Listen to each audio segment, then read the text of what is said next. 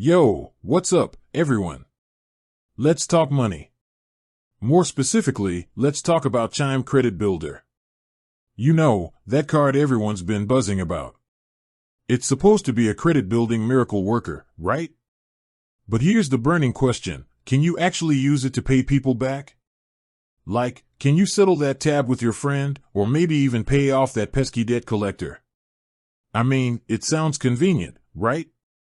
Build credit while also handling your financial obligations. But is it too good to be true? Let's dive in and find out. First off, let's break down what the Chime Credit Builder actually is. It's a secured credit card, which means you have to put down a deposit to get it. That deposit becomes your credit limit. The idea is that by using the card responsibly and making on-time payments, you build credit over time. Sounds simple enough. But here's the kicker. Secured credit cards are typically meant for building credit, not for everyday spending. They're not designed to be your go-to card for purchases. So, can you use it to pay people back? Technically, yes, you can. But it's not advisable for a couple of reasons. 1. You're limiting your credit building potential. Remember, the goal of a secured credit card is to build credit. By using it for everyday purchases, you're not giving yourself the opportunity to show consistent on-time payments, which is what credit bureaus look for.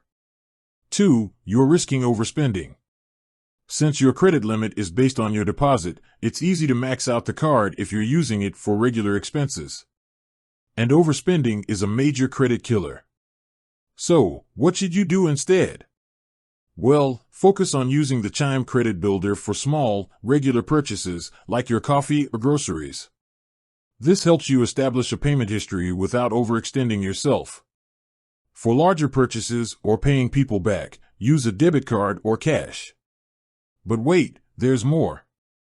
Let's talk about the fees. While Chime doesn't charge annual fees, there might be other costs involved.